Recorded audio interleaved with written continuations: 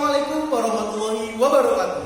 Perkenalkan, nama saya Andri Budiman, calon guru penggerak Angkatan 9 Kota Bandung, Provinsi Jawa Barat.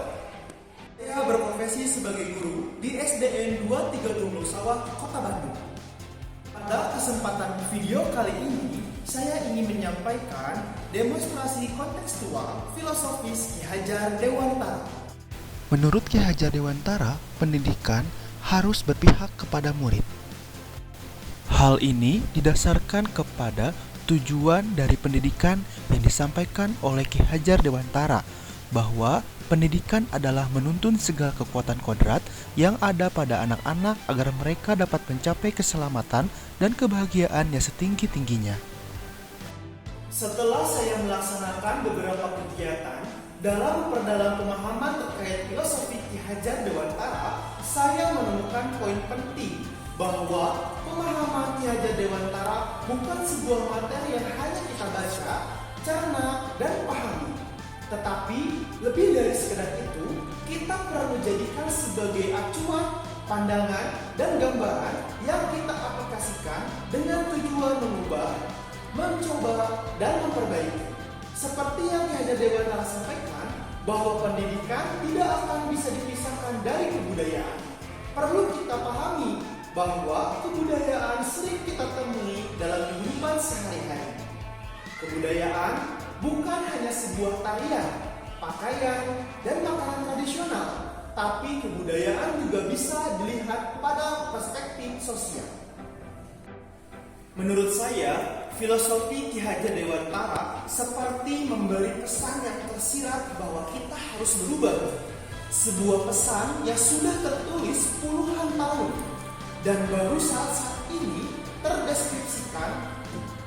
Perubahan yang saya maksud relevan dengan pernyataan Ki Hajar Dewantara bahwa pendidikan itu dinamis, mengikuti perubahan zaman, kembali kepada pesan yang tersirat, yaitu berubah. Menurut saya, satu poin penting dari perubahan adalah aspek budi pekerti. Seperti yang kita ketahui, bahwa budi pekerti merupakan keselarasan antara cipta, karsa, dan karya, atau kognitif, afektif, dan psikomotor.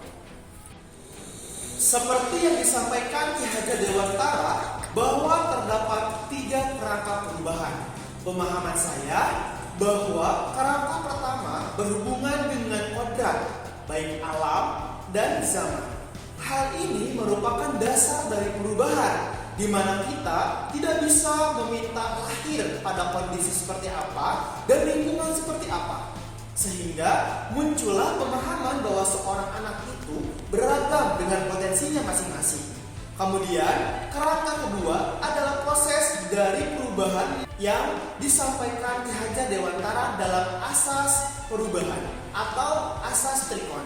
Di sini, seorang anak akan mengalami beberapa tahapan dan proses hingga anak tersebut sampai pada kerangka perubahan yang ketiga dengan sebuah pertanyaan, apa yang berubah?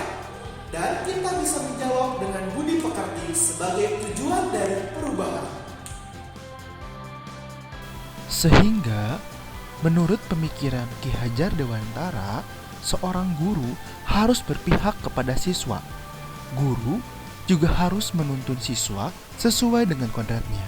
Kemudian, guru juga harus memahami karakter dari siswanya, serta guru harus memahami tujuan dari pengajaran. Terdapat semboyan Ki Hajar Dewantara terkait peran guru sebagai pendidik. Di antaranya, yang pertama, Ingarso Sing Tulodo, dimaknai guru harus bisa memberikan contoh dan teladan bagi siswa. Yang kedua, Ing Madya Mangunkarso, dimaknai guru harus bisa memberi semangat dan motivasi untuk terus belajar. Kemudian yang ketiga, Tuthuri Handayani, dimaknai guru harus bisa memberikan arahan dan dorongan bagi siswa.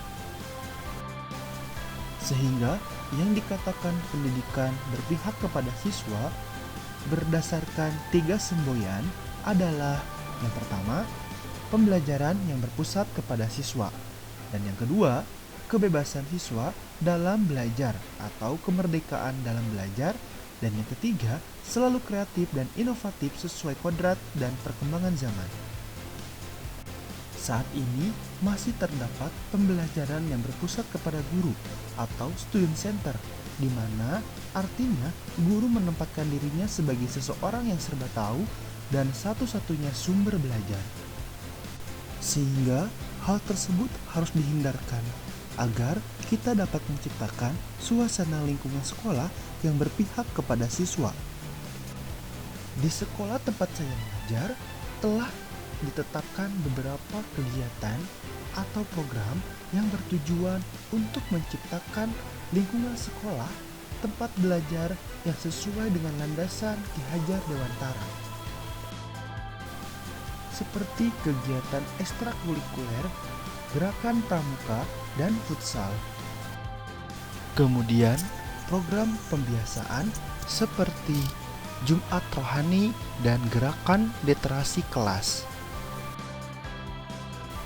Kemudian, pembiasaan upacara hari Senin dan pembacaan Asmaul Husna.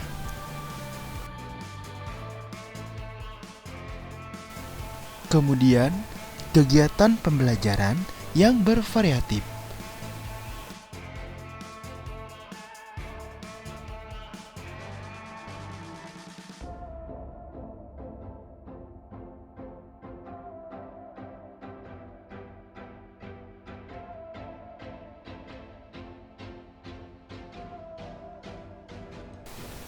Dalam pengimplementasian program atau kegiatan, terdapat beberapa tantangan atau kendala yang dihadapi, seperti pada ranah guru masih belum pahamnya pemahaman akan filosofis Ki Hajar Dewantara, yaitu pendidikan yang berpihak kepada siswa.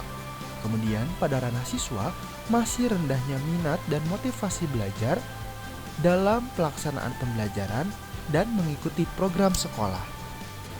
Agar dapat menciptakan lingkungan belajar yang berpihak kepada siswa, maka perlu adanya solusi yang digunakan untuk menghadapi tantangan tersebut.